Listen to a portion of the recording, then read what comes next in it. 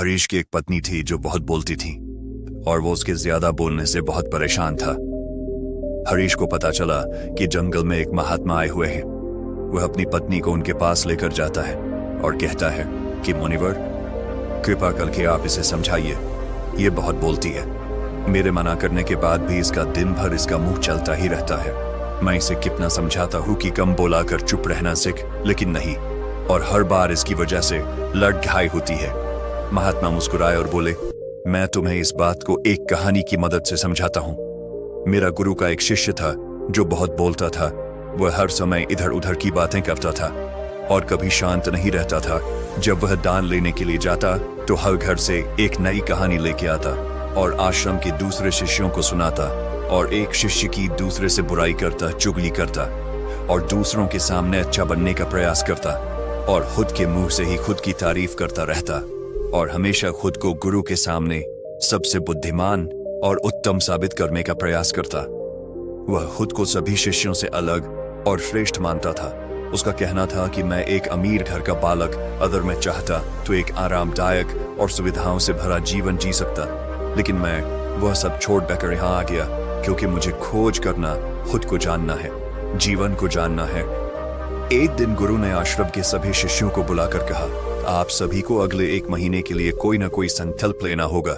इससे आपकी संकल्प शक्ति मजबूत होगी और आप में आत्मशक्ति का संचार होगा। आप सभी अपने सामर्थ्य के अनुसार कोई भी संकल्प ले सकते हैं, और यदि 1 महीने से पूर्व आप में से जिसका भी संकल्प टूट जाएगा तो वह अपनी पुरानी दिनचर्या में वापस आ सकता है। सभी शिष्यों ने अपनी शक्ति के अनुसार संकल्प लिए और गुरु को अपने अपने संकल्प के बारे में बताकर वहां से चले गए। लेकिन वह शिष्य जो खुद को सबसे अलग दिखाना चाहता था, वह सीधे गुरु की कुटिया में पहुंच गया और बोला, मैं कोई छोटा मोटा संकल्प नहीं लेना चाहता, बल्कि खुद की ही जैसे एक और महान संकल्प लेना चाहता हूं। कृपया आप ही बताएं मुझे क्या संकल्प लेना चाहिए। इसकी यह बात सुनकर गुरु मुस्कुराए बोले, क्या तुम मेरे द्वारा दिए गए संकल्प को पूरा कर पाओगे? क्या तुम्हारे लिए उसे पूरा करना संभव होगा? शायद नहीं, वह तुम्हारे लिए संभव नहीं। तुम उसे पूरा नहीं कर पाओगे, इसीलिए तुम खुद ही कोई संकल्प ढूंढो। शिष्य ने कहा, नहीं गुरुदेव, आप जो भी संकल्प मुझे देंगे मैं जरूर उसे पूरा करूं। गुरु ने कहा, ठीक है, तो तुम अगले 1 महीने तक चुप रहो, मुंह से एक शब्द भी नहीं निकालोगे, यही है तुम्हारा संकल्प। शिष्य ने कहा, गुरुदेव, यह भी कोई संकल्प है? यह तो बहुत ही आसान है। आप कोई संकल्प दीजिए जो मेरी योग्यता के बराबर हो। गुरु ने कहा, पहले तो तुम इस संकल्प को तो पूरा करके दिखाओ। शिष्य ने गुरु की बात मान ली और वह उसी समय चुप हो गया और पलटकर कुटिया से बाहर चला गया। उसे चुप रहना बहुत आसान लग रहा था। उसने एक दिन तो जैसे तैसे चुप रहकर काट लिया, लेकिन दूसरे दिन से उसके मन में ना बोलने का बोझ बढ़ने लगा, और तीसरे दिन उसे भारीपन महसूस होने लगा, और चौथे दिन उसके अंदर एक अजीब सी बेचैनी होने लगी, क्योंकि आसपास आश्रम के सभी शिष्य एक दूसरे से बातें कर रहे थे। वह भी अपना पक्ष उनके सामने रखना चाहता था, उनकी बोलती बंद कर देना चाहता था, लेकिन उसका संकल्प उसके आ रहा था, इसीलिए वह पूरे दिन सिर्फ और आंखें बनाता। इसी तरीके से कुछ दिन और बीते और वह शिष्य बीमार पड़ गया। उसका सिर फटा जा रहा, उसका खाने पीने तक का मन नहीं था, वह सिर्फ बोलना चाहता था। वह गुरु के पास गया और उनके सामने बैठकर लिखकर उन्हें बताया, गुरुदेव, मैं बोलना चाहता हूँ, बिना बोले मुझे सांस नहीं आ रही है, मेरा दम घुटता जा रहा है, मैं अंदर ही अंदर पागल हुआ जा रहा हूँ, मैं क्या करूँ? संकल्प को डर दूं क्या? ये पढ़कर गुरु मुस्कुराए और बोले, मैं संकल्प चाहने के लिए नहीं होते, लेकिन जो अपने संकल्प को पूरा कर लेता है वह अपनी आंतरिक शक्ति को बढ़ाता है, और जो अपनी आंतरिक शक्ति को बढ़ा लेता है वो समाज और जागृति की राह पर आगे बढ़ जाता है। संकल्प का लेना भी तुम्हारे हाथ में था और इसे तोड़ना भी तुम्हारे हाथ में है। तुम्हारे बहुत से भाई अपने संकल्प को तोड़कर अपनी पुरानी दिनचर्या पर वापस आ चुके हैं। अगर तुमसे नहीं हो पा रहा तो तुम भी संकल्प तोड़कर अपनी पुरानी दिनचर्या पर वापस जा सकते हो। लेकिन याद रहे, अगर आज तुम इस छोटे से संकल्प को नहीं संभाल पा रहे तो तुम अपनी बाकी की पूरी जिंदगी को कैसे संभाल सकोगे? बाकी फैसला पूरी तरह से तुम्हारे हाथों में है। गुरु की यह बात उस शिष्य के दिल में चोट कर गई। वो बिना कुछ बोले वहां से वापस चला गया और खुद को अपनी कुटिया में बंद कर वह केवल अपने जरूरी कामों के लिए ही कुटिया से बाहर निकलता, बाकी सारे समय कुटिया के अंदर ही बैठा रहा। 15 दिन बीत चुके थे और आश्रम के लगभग सभी शिष्यों का संकल्प अब तक टूट चुका था, लेकिन उसका संकल्प अभी भी जारी था। संकल्प लेने के बाद से अब तक उसने एक शब्द भी नहीं बोला। सारा आश्रम हैरान था कि इतना बोलने वाला इंसान चुप कैसे हो। 15 दिन बीतने के बाद वह दोबारा अपने गुरु के पास गया और लिखकर बताया है, गुरुदेव, मैं बाहर से तो चुप हूं, लेकिन मेरे भीतर बहुत सी आवाजें हैं, बहुत सी चीख पुकार और शिकायतें हैं। मैं अंदर ही अंदर बात करता रहता हूँ। मेरा मन तरह तरह के प्रश्न पूछता है। मैं बाहर से जितना मोर, भीतर से उतने ही शोर शराबे से भरा। क्या इस तरह से मेरा संकल्प अभी भी है? गुरु ने कहा, हाँ, तुम्हारा संकल्प अभी भी जारी है, लेकिन जब तक लोगों की ये आवाजें तुम्हारे कानों में उठती रही, तुम्हारा मन बोलता रहेगा, क्योंकि इसे तो आदत है। तुम भले ही बाहर से चुप रहो, लेकिन तुम अंदर ही अंदर बोलते रहोगे। तुम्हें इन बातों से, इन आवाजों से दूर जाना चाहिए। शिष्य गुरु को प्रणाम कर वहां से चला जाता है और सुबह होते ही अपनी कुटिया जंगल की तरफ चला जाता है। कई दिन बीत जाते, संकल्प का समय भी पूरा हो जाता है, लेकिन शिष्य लौटकर नहीं आया। आश्रम में सभी को डर था कि कहीं जंगली जानवर ने उसे खाना लिया हो। इस बीच उसे ढूंढने की बहुत कोशिश की गई, लेकिन वह कहीं नहीं मिला। गुरु भाइयों ने मान लिया था कि जंगली जानवरों ने उसे अपना शिकार बना लिया है, लेकिन गुरु को ऐसा नहीं लगता। एक दिन आश्रम का एक अन्य शिष्य गुरु के पास आया और बोला, गुरुदेव, हमारे उस अधिक बोलने वाले भाई के साथ क्या हुआ होगा? क्या जानवर ने उसे मार दिया होगा? गुरु ने कहा, हो सकता है कि जानवरों ने उसे अपना शिकार बना लिया हो, लेकिन उसके न लौटने की एक दूसरी वजह भी हो सकती है। शायद उसे वह मिल गया है जिसके लिए वह गया था। फिर शिष्य ने पूछा, गुरुदेव, क्या ज्यादा बोलना इतना हानिकारक होता है? गुरु ने बोला, कहाँ?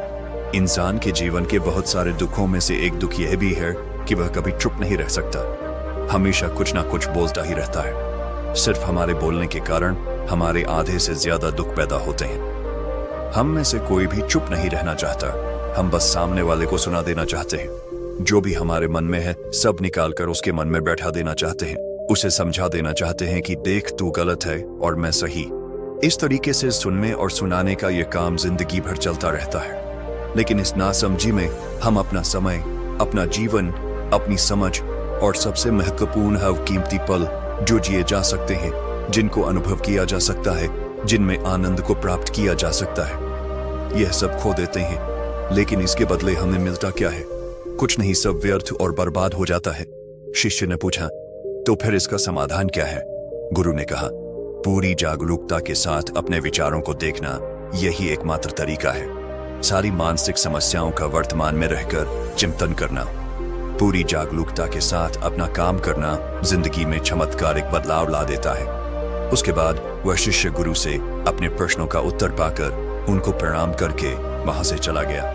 उस शिष्य को आश्रम छोड़ ढकल गए 3 महीने का समय बीत चुका था, लेकिन उसकी कोई खबर नहीं।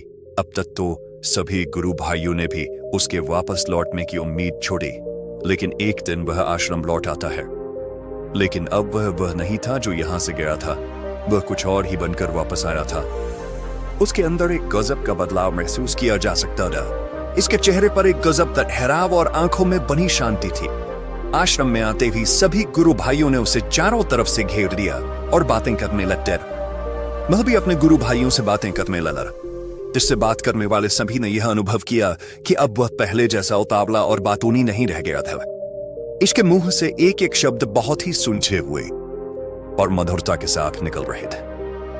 थोड़ी देर तक गुरु भाइयों से बात करने के बाद वह सीधा गुरु की तरफ चला गया। उसने गुरु के चरण छुए और कहा, गुरुदेव, क्या मैं अब भी मौन हूं? क्या अब भी मेरा संकल्प जारी है? गुरु ने कुछ देर तक शिष्य की आंखों में बड़े ध्यान से देखा और कहा, हाँ, तुम अब भी मौन हो। तुम्हारे मुंह से एक भी शब्द निकल नहीं रहा और तुम्हारा संकल्प अभी भी जारी है।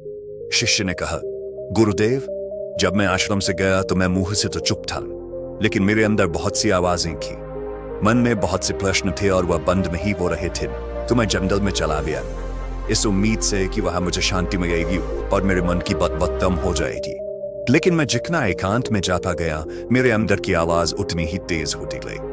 मेरे भीतर की पुरानी से पुरानी आवाज मुझे सुनाई देने लगी। तब जाकर मैंने महसूस किया कि मैं कितना गलत कर रहा था। जब मैं अपने परिवार वालों, दोस्तों को और गुरु भाइयों को बुरा भला कहता था तो उस समय मुझे लगता था कि मैं सही कह रहा हूं। जब मैं गुरु भाइयों की एक दूसरे से चुगली करता था और उनका मजाक बनाता तब भी मुझे यही लगता था कि मैं उनसे बेहतर और मैं सही कर रहा हूं। लेकिन उस दिन मैंने पहली बार महसूस किया कि मैं कितना गलत बोलता था। काफी दिनों तक ये आवाजें, ये शिकायतें मेरे अंदर चलती रही, लेकिन धीरे धीरे करके एक दिन ये सारी आवाजें मेरे अंदर से समाप्त हो गई। अब मैं भीतर से भी मौन हो गया। उस घने जंगल में बाहर से कोई बोलने वाला था नहीं, पर भीतर कोई आवाज बची ही नहीं थी। और मैं उस दिन पहली बार मौन का सही अर्थ समझा। मेरे चारों तरफ बहुत शांति थी। हालांकि अभी भी कुछ आवाजें आ रही थीं जो पहले भी आती थी, लेकिन मैं उन्हें सुन नहीं पाता था। पर अब वह सभी आवाजें मुझे स्पष्ट रूप से सुनाई दे रही थीं। हवा के चलने की आवाज, चिड़ियों के चहकने की आवाज, पानी के बहने की आवाज, ये सभी आवाजें मैंने पहली बार पूरे होश को बख्शिए। अपने चारों तरफ इतनी शांति मैंने पहले कभी महसूस नहीं की थी। तो इस शांति को भंग करने के लिए मैंने पहली बार अपने मुंह से कोई शब्द निकाला। मैं चिल्लाया, हे ईश्वर, ये कैसी शांति है? सभी कुछ इतना शांत क्यों है? ऐसा क्या हो गया? लेकिन मेरे चिल्लाने के बाद भी शांति भंग नहीं हुई। सब कुछ पहले जितना ही शांत था, बाहर भी और भीतर भी। हे गुरुदेव, मैंने अपने गुरु भाइयों से बात की। मैंने आपसे बात की। मैं बोल रहा हूं, मैं चल रहा हूं, मैं सब कुछ देख रहा हूं, लेकिन मैं अपने भीतर एकदम एकांत में हूं। मौन में, भीड़ में होता हूं, तब भी भीतर से अकेला एकांत में होता हूं। जब मैं खुद में भी शोर करना चाहता हूं, तब भी एकांत में ही होता हूं। तब सब दिखाई पड़ने लगता है, सब सुनाई पड़ने आता है। गुरु ने कहा, जब तक हम बाहर की तरफ बोलते रहें, भीतर अशांति ही रहे। लेकिन जिस दिन हम भीतर की तरफ बोल जाए ना, तब हमारे मुंह से कुछ भी निकले, हम शांत ही रहे। दुनिया में जितनी भी बुराइयां ज्यादातर हमारे बोलने से ही उत्पन्न होती है, क्योंकि हम चुप रहना नहीं चाह रहे। हम जितनी जरूरत है उससे कहीं ज्यादा बोलते हैं। हम सामने वाले को सुनना नहीं चाहते, बल्कि उसकी बोझ भी बंद कर देना चाहते हैं। उसे समझा देना चाहते हैं कि मैं कौन हूं, मैं क्या कर सकता हूं, और यही हमारी जिंदगी का मकसद बनकर रह जाता है। हमारी सारी ऊर्जा व्यर्थ के बोलने में बर्बाद बीती रहती है। ऐसे ही समाज में लोगों का जीवन दुखों से भर जाता है, जो हमेशा एक दूसरे को सुनाने में लगे रहते हैं। कभी एक दूसरे को सुनना नहीं चाहते, समझना नहीं चाहते, और चुप रहना तो उन्होंने कभी सीखा ही नहीं, क्योंकि चुप रहना उन्हें छोटा महसूस करवाता है। दुनिया की सभी लड़ाइयों का कारण हमारा बोलना ही है। इसलिए हमें सिर्फ उतना ही बोलना चाहिए जितना जरूरी हो, क्योंकि व्यर्थ का बोलना ऊर्जा को नष्ट करना है, और यह बोलना ही हमें कभी अपने भीतर की ओर लौटने नहीं देता, क्योंकि यह हमें बाहर की ओर खींच कर लाता है, और बाहर है ही क्या इस संसार के अलावा। लेकिन अगर अपने भीतर के संसार की ओर मोड़ना है तो इस मुंह को बंद ही रखना चाहिए। इसीलिए जितने भी बुद्ध हुए, आत्मज्ञानी हुए, वह सभी एकांत की ओर भागे, ताकि उन्हें ज्यादा न बोलना पड़े, ज्यादा सुनना न पड़े।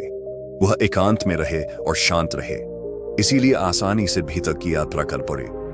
लेकिन अगर कोई चाहे तो इस संसार में रहकर भी एकांत में रह सकता है, शांत रह सकता है, लेकिन इसके लिए उन्हें अपनी ऊर्जा बचानी होगी, जिसे वह अब तक अपने व्यर्थ के शब्दों में बर्बाद कर रहे थे। दोस्तों, इस कहानी की सीख यही है कि व्यर्थ का बोलना ऊर्जा को नष्ट करना है। ज्यादा और व्यर्थ बोलना ही हमें अपने भीतर की ओर लौटने नहीं देता, क्योंकि यह हमें बाहर की ओर झुकाए रखता है, और जिन्हें भीतर की यात्रा करनी है उन्हें अपने मुंह को बंद ही रखना चाहिए। मुझे उम्मीद है कि आपको यह कहानी पसंद आई हो और काफी कुछ सीखने को मिला होगा। कहानी के बारे में अपने विचार आप हमें नीचे कमेंट बॉक्स में कमेंट करके बता सकते हैं। बाकी अगर ये कहानी आपको अच्छी लगी हो तो इस वीडियो को लाइक करें, और ऐसी और कहानी सुनने के लिए सब्सक्राइब करें। तब तक मिलते हैं हम आपसे ऐसी ही एक और प्रेरणादायक कहानी के साथ अगले दिन। धन्यवाद।